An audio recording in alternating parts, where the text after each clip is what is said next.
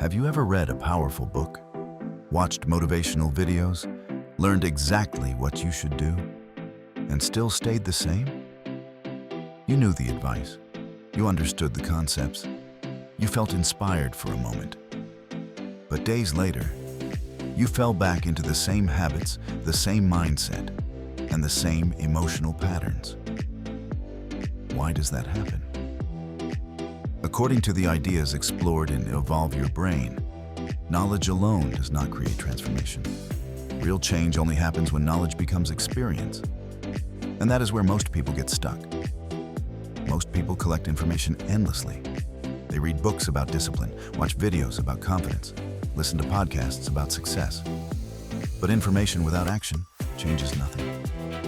Because understanding something intellectually is very different from becoming it emotionally. You can know how to stay calm and still react with anger under pressure. You can know how to be confident and still doubt yourself every day. You can know what habits would improve your life and still stay trapped in procrastination. Why? Because your mind may understand the idea, but your brain and body are still conditioned by old patterns. Your nervous system remembers repetition. Your emotions remember habits. Your identity remembers who you've been practicing being for years. And this is where real transformation begins. Experience changes the brain far more deeply than information alone. Why? Because experiences create emotion, and emotion strengthens neural connections. Think about it. Reading about courage is one thing. Actually facing fear rewires you on a completely different level. Reading about discipline night in is one thing. Waking up early consistently despite resistance creates a real neurological shift. Experience teaches both the mind and the body. That's why transformation requires action. You cannot think your way into a new life without practicing a new way of being. There is also another reason people struggle to change.